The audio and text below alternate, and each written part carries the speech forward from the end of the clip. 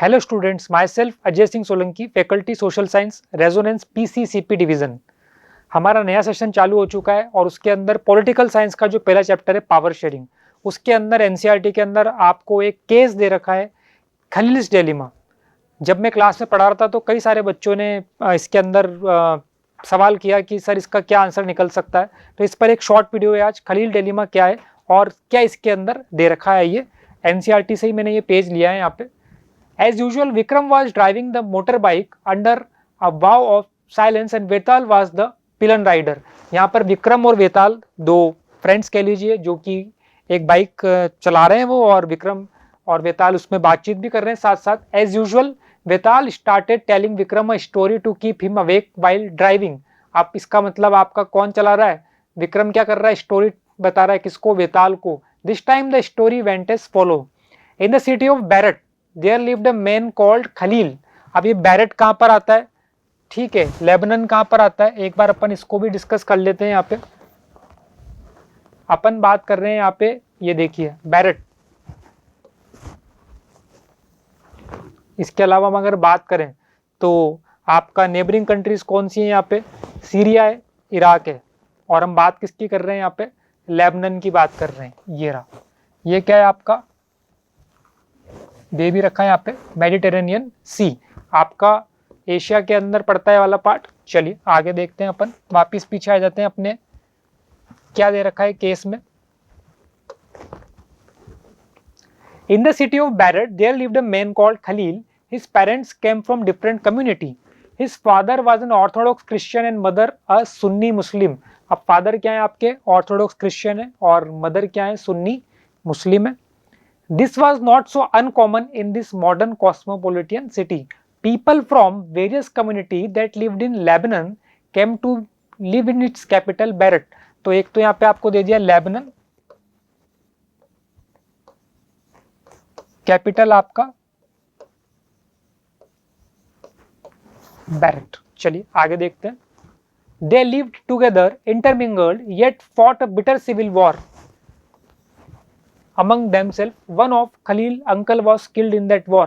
अब आपका वहाँ पर 1975 से 90 के बीच में सिविल वॉर चलता है, ठीक है, जिसके अंदर ऑब्वियस सी बात है सिविल वॉर। अब सिविल वॉर क्या होता है? जब पावर शेयरिंग आपने पढ़ी है तो डेफिनेटली आपको इसके अंदर पता होगा। कंट्री के अंदर ही जब दो कम्युनिटीज आपस में क्या कर रही हैं? फाइट कर रही हैं, तो डेफिनेटली उस पर नुकसान किसका होगा? देश का ही होगा। चलिए आगे देखते हैं। At the end of this civil war Lebanon leaders came together and agreed to some basic rules of power sharing among different community. Some basic rules of power sharing among different communities।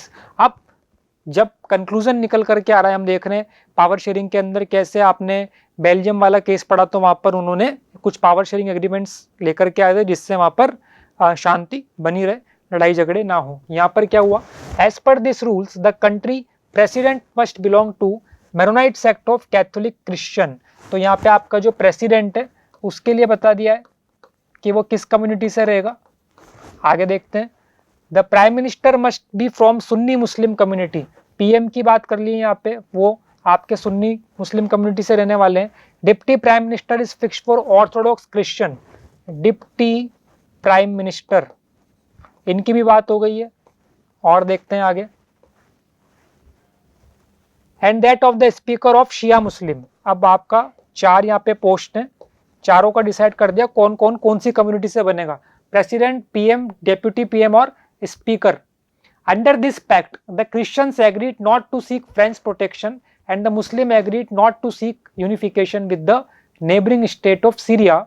When the Christians and Muslims came to this agreement they were nearly equal in population. तो जब ये आपका pact हुआ, जब agreement हुआ, तब population दोनों की बराबर थी।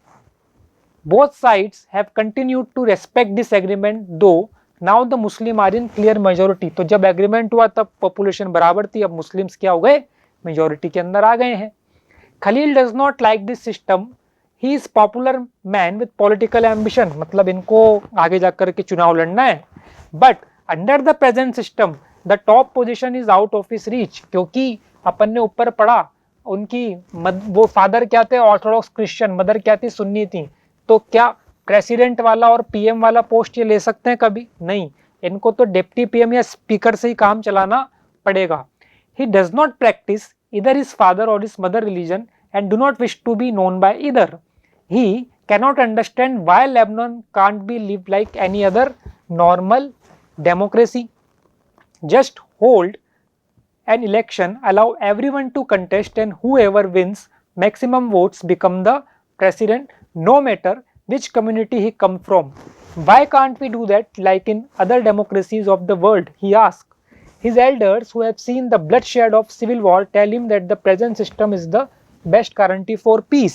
अब यहाँ पे दो सवाल निकल करके आ रहे हैं। खलील कह रहा है बाकी कंट्रीज की तरह जहाँ पर नॉर्मल डेमोक्रेसीज वर्क कर रही हैं, एक इलेक्शन करवाया जाए जिसके अंदर मैक्सिमम जिस भी पर्सन को, जिस पॉलिटिकल पार्टी को, जिस पर्सन को वोट मिलेंगे वो डेफिनेटली उस पोजीशन को क्या करेगा, गेन करेगा।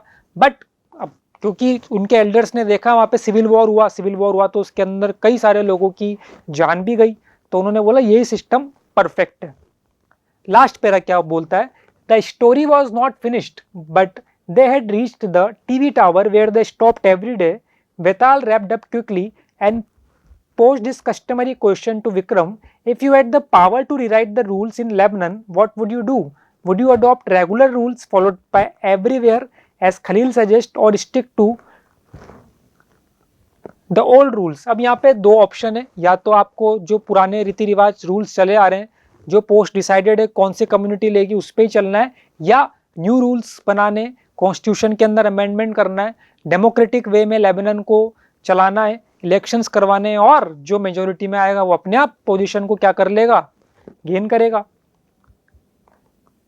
Vetal did not forget to remind Vikram of their basic pact. If you have an answer in mind and yet do not speak up, your motorbike will freeze and so will you. तो यहाँ पर बेटा एक basic सा सवाल, अब ultimately conclusion यही आ रहा है निकल करके कि खलील का जो एक सवाल है उसका क्या आंसर रहेगा, क्या नॉर्मल डेमोक्रेसी को हम फॉलो करें या जो पुराने वहाँ पे रूल्स चले आ रहे हैं उनको फॉलो करें।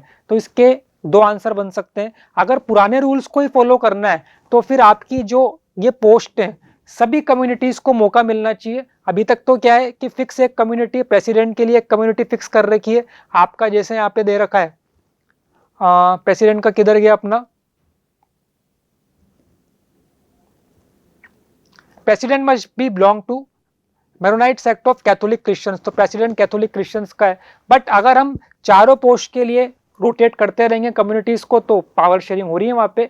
और एक और आंसर ये बन सकता है कि हम वहाँ पर डेमोक्रेटिक वे में इलेक्शंस कराएं, कॉन्स्टिट्यूशन के अंदर अमेंडमेंट करें और सबको मौका दिया जाए, जो मेजोरिटी में आएगा वो अपने आप अपनी पोजीशन को क्या कर सकता है, यहाँ पे होल्ड कर सकता है। तो यहाँ पर हमने आज खलील डिलेमा के बारे में बात करी। आई होप जब आप ये चैप्टर पढ़ेंगे और इस वीडियो को देखेंगे तो आपको उस केस स्टडी को समझने में बहुत मदद मिलेगी। Thank you.